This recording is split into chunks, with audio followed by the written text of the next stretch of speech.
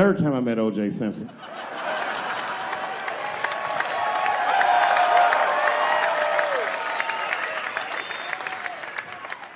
Third time I met O.J. Simpson, I was doing great in life. I just finished the second season of Chappelle Show. Man, those were good days.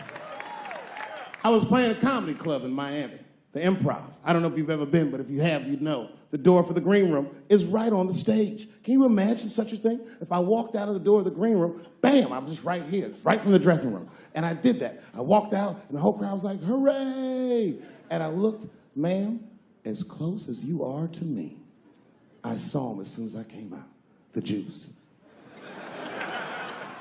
And I saw recognition in his eyes, and it filled me with pride that he knew who I was. I didn't acknowledge his presence because it was a white audience, and I didn't want to start a panic.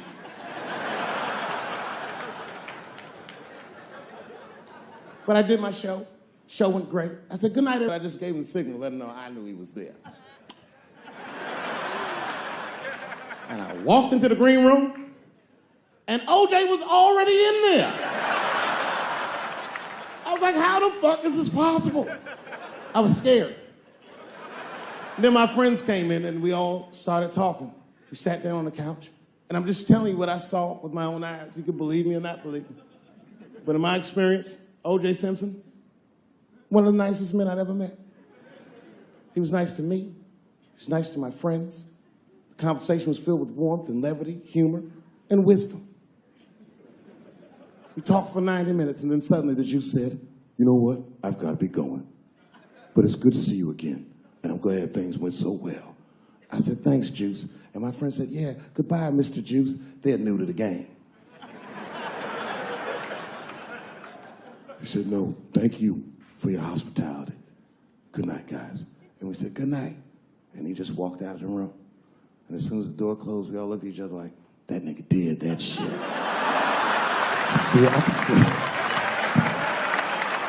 I could feel like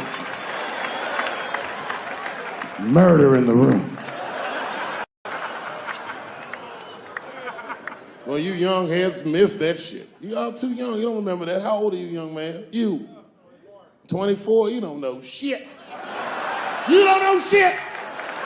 You gotta Google shit that I lived through. See, this is why I lock motherfuckers' phones up. Seriously. Because the young kids, you guys, look, you need to take a break from that. We all need to break just from that technology, just for a minute.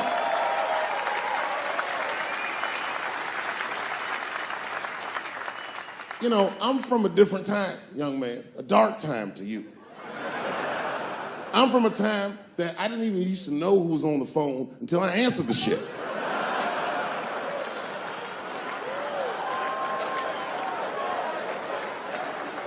Like when tragedy used to strike. I remember when I was 12 years old and the teacher wheeled a television set into the classroom.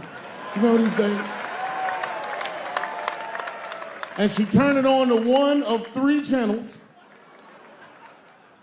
And she said, class, the space shuttle is taking off and we're all gonna watch it take off. Man, that shit was going great for like 3 to 5 minutes.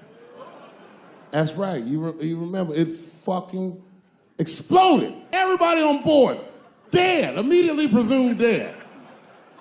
It was so bad, the teacher looked at all the kids and was like, you can go home. It's a goddamn national tragedy. This was Cold War America. The Russians were laughing at us. My point is, for a guy your age wouldn't even know the pain because in your generation, it's like the space shuttle blows up every fucking day. How can you care about anything when you know every goddamn thing? I'm getting over one cop shooting, and then another one happens, and then another one happens, and another one happens. I'm crying about Paris, and then Brussels happens. I can't keep track of all this shit, so you just give the fuck up. That's the hallmark of your generation. And that's fucked up because your generation lives in the most difficult time in human history.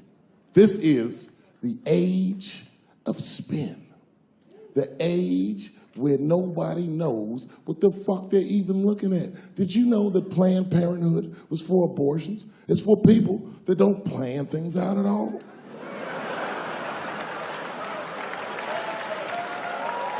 That's right. So a guy your age doesn't really know how he feels. Are you pro-choice? Are you anti-consequences? What does it all really mean? It's easier not to care for you. But for us, we were trained to care. We were raised that way. I used to watch a fucking cartoon when I was growing up called the Care Bears.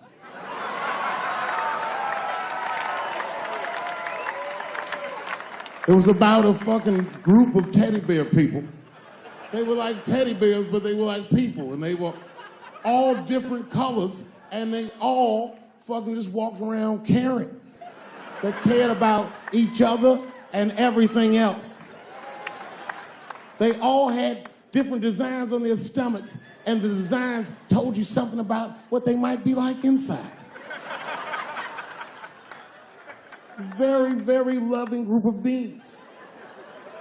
And when shit got real bad, as nice as those teddy bears were, they didn't get mean faces. They got determined. And the leader would say, "Come on, guys, it's time for the Care Bear Stare." Remember that shit? And them little teddy bears would lock arms and stare at the problem. And I'm not even bullshitting. Actual love would shoot out of their chest and would dispel any. When we grew up, we wanted to be like those bears. And then we got our hearts broken. Because we found out that life wasn't gonna let us do that.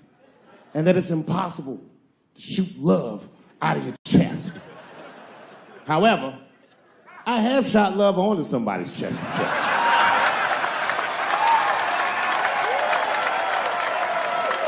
I do it all the time. It's the next best thing.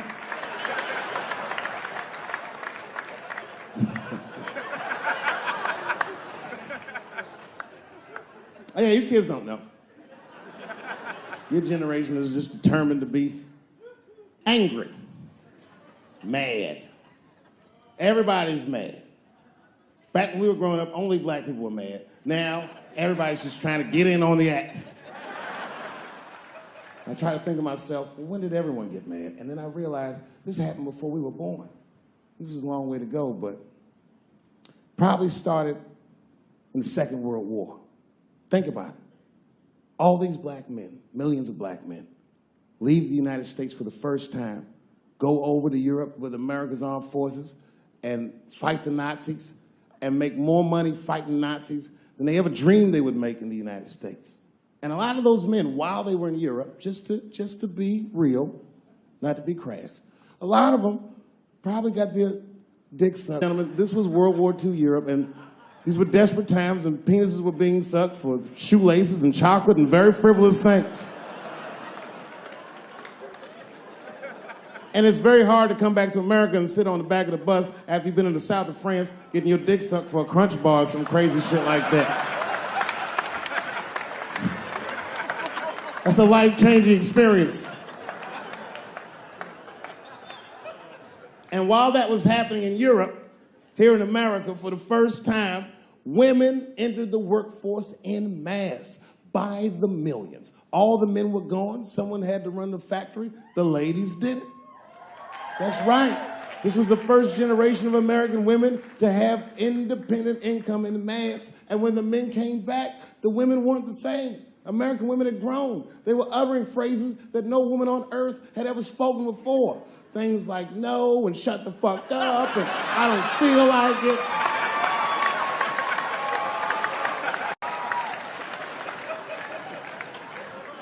And then behind the scenes of that, there was a little-known government agency that started testing mind-controlled drugs on the American public. They fucked up.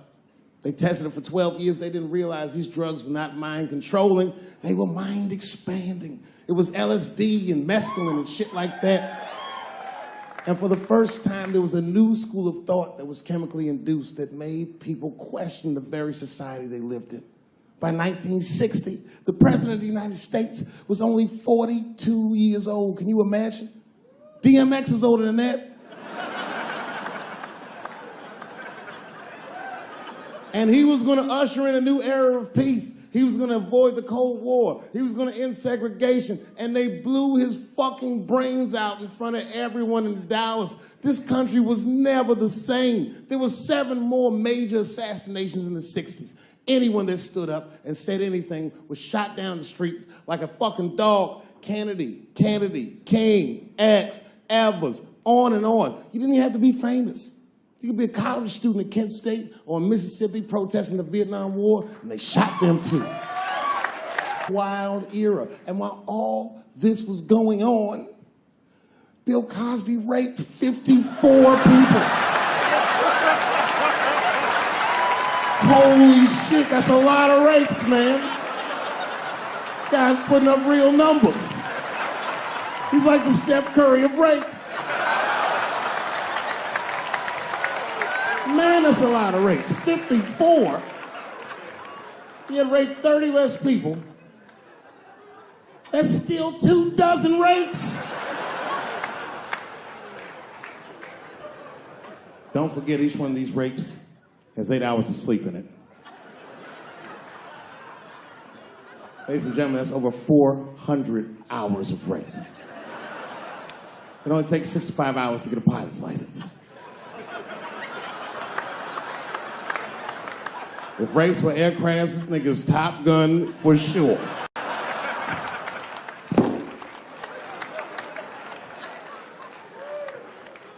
Yeah, that's a tough one. You know, and I was on stage not too long ago. I was in Syracuse, New York. Yeah, well, yeah, for Syracuse, but the show didn't go so good. All because I was talking about Bill Cosby a little bit. Not a little bit, I'll be honest. Talked about him for like maybe 25 minutes. And a woman stood up in the back of the room and she screamed out, "You are a fucking asshole for saying these things." I know. Instantly, I felt, like bad. Not bad about what I was saying. I just felt bad, like, oh, that's too bad she doesn't like the show. I didn't realize it at first. But not only did she say that, she was rushing the stage. By the time I saw her, I just saw this shadowy figure fucking charging up the aisle towards me in full fight mode. I was horrified. I said, oh my God. I'm gonna kick this bitch in the face.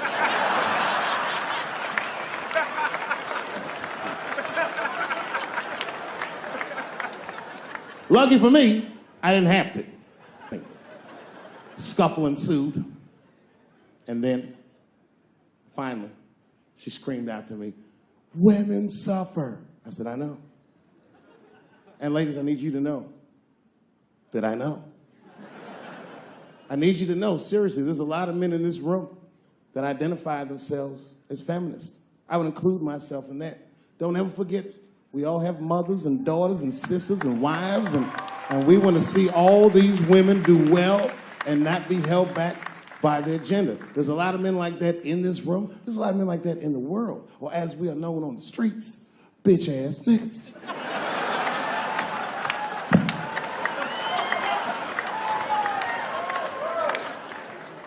But as this woman was wrestling and screaming at me, I started to take offense. And I'm gonna be honest, race was involved. She was a young white woman. Well-intentioned, but it's like not thinking it all the way through. Bitch, how the fuck are you going to yell at a black man about discrimination? She didn't get it. She just kept going. Women suffer. I know. Women suffer. Same team. Women suffer. I know. And this is where she went too far. We suffer just like you. Slow your roll, bitch.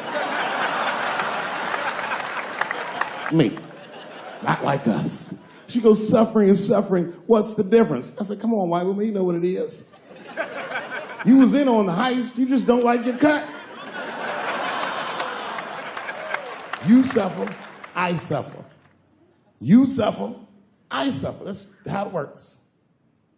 Can't do comparative suffering. If you're hungry and your friend says, people are starving in Africa, so what, nigga? I still want lunch.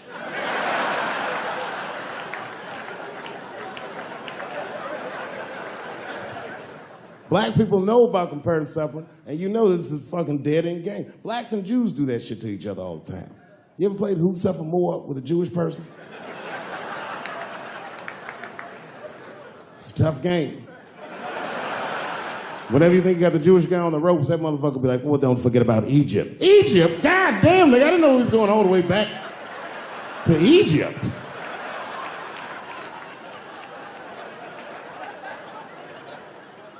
What the fuck is wrong with her? What does she think? Does she think that I don't know that rape is wrong? Does she think that maybe I don't have empathy for Bill Cosby's alleged victims? And I would be remiss if I didn't remind you that technically these are all still allegations.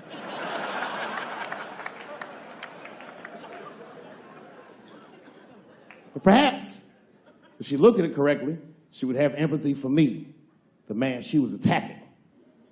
42-year-old black comedian. Obviously, Bill Cosby was a hero to me. And she doesn't know what it feels like to think that your hero might have done something so heinous. My God, you can't imagine. It'd be as if you heard that chocolate ice cream itself had raped 54 people.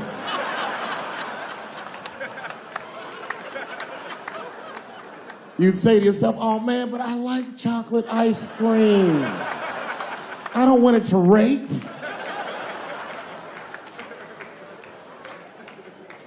Didn't want to believe it. At first, I didn't believe it. I was like, man, these people are obviously trying to destroy Dr. Cosby's rich legacy. Even 34 allegations into it, I was still like, man, probably only raped 10 or 11 of those people. I know.